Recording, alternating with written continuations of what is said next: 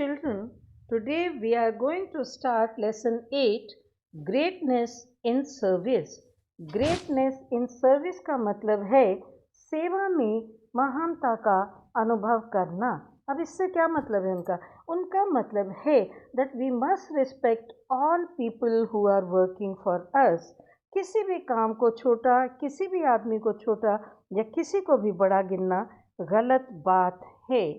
इस पाठ में हम देखेंगे कैसे हमें ये डिग्निटी ऑफ लेबर का पाठ पढ़ा रहा है।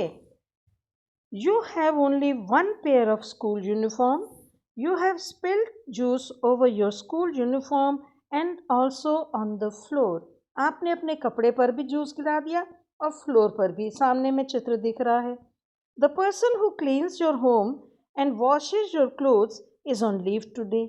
वो तो आज नहीं आएगी। अब क्या करेंगे? What will you do in this situation? आप जल्दी से उस कपड़े का गुट्ठा बनाएंगे और एक कोने में फेंकेंगे और कहेंगे मम्मी कल वो आएगी तो धुलवाना। And the mother will also say, all right, leave it there in the corner. She will come and clean it tomorrow. No, you should wash those clothes on your own.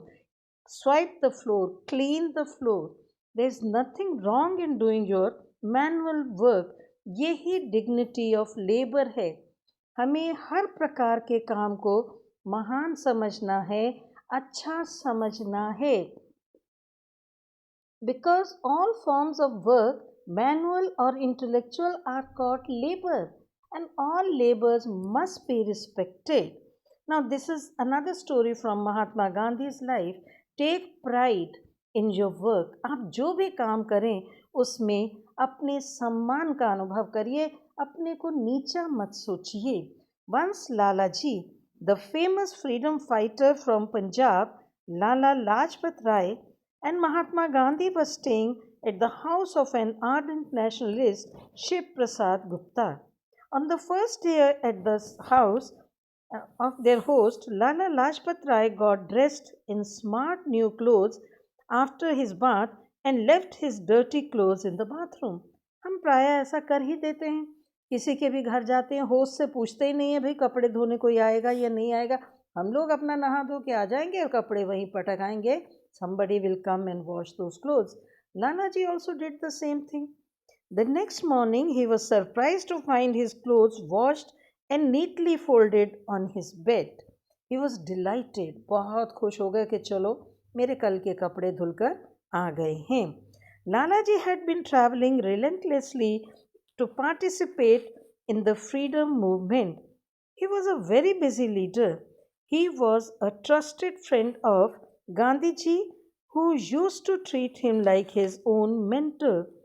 He was known for his fine speeches and used to motivate young and old alike.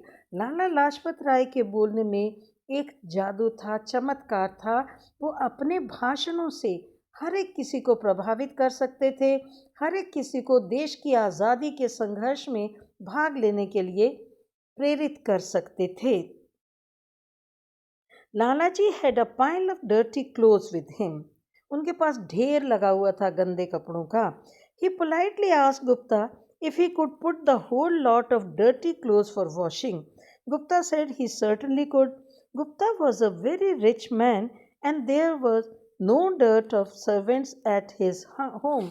वो गुप्ता बहुत धनी व्यक्ति थे, बहुत सारे नौकर थे उनके पास। उन्होंने कहा कुछ नहीं है, मैं धुलवा दूंगा। So Lalaji got all his clothes washed, which were neatly kept on the corner of his bed.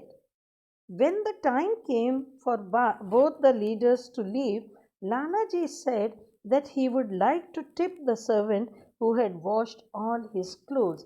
जब जाने का समय आया तो हम लोग जैसा प्राय करते हैं, जो हमारी सहायता करते हैं उन लोगों को कुछ न कुछ पुरस्कार स्वरूप धनराशि या कुछ भी चीज़ देते हैं। लाला जी ने भी कहा कि अब मैं जाने वाला हूँ, मैं उस नौकर को धन्यवाद कहना चाहता हूँ, कुछ देना चाहता हूँ जो मेरे कपड़े धो रहा था। His host said it was not necessary. मालिक ने कहा नहीं आप रहने दीजिए, अक्सर होता है ऐसा। उसने सोचा होगा मैं दे दूंगा खुद, लेकिन नहीं। लाला जी insisted. Gupta ji was worried.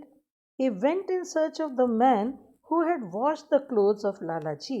अब वो परेशान, ढूंढने के लिए निकले किसने नौकर ने उनके कपड़े धोए थे। But he was shocked to know that the clothes had not been washed by any one of his servants. उसे आश्चर्य हुआ जानकर कि अरे कपड़े तो किसी भी नौकर ने नहीं धोए, कोई मानता ही नहीं। Finally a servant politely spoke softly. उसमें एक नौकर ने बड़े आराम से आकर उनको कहा, Lala ji, it was the other man in the room with you who washed all the dirty clothes. जो दूसरा आदमी आपके साथ इस कमरे में रह रहा था वही रोज आपके कपड़े धो रहा था। I have seen him hanging out the clothes to dry every day of the stay. मैंने उन्हें रोज देखा कि वो कपड़े धोते थे और सुखाने के लिए बाहर डालने आते थे। He used to smile at me. मुझे देखते और मुस्कुराते थे। Ask me about my well being. मुझसे मेरा हाल चाल पूछते थे। And the whereabouts of my family. और मेरे परिवार के बारे में जानकारी लेते थे। I have enjoyed interacting with him. मुझे उनसे बातचीत करके बहुत अच्छा लगता था। Now can you guess now who had washed Lala ji's clothes? अब तो आपको समझ में आया किसने धोए ये कपड़े। ये सारे कपड़े गांधी जी ने धोए। गांधी जी ने सब व्यक्तियों को एक ही सबक सिखाया, जो भी काम है अपने हाथ से करिए। He was asking and he himself did it. वो अपने ही हाथों से सब करते थे। Even they were cleaning their toilets. उस ज़माने के टॉयलेट्स इस तरह के वेस्टर्न टाइप नहीं थे, फ्लश वाला नहीं था। Everything was done manually.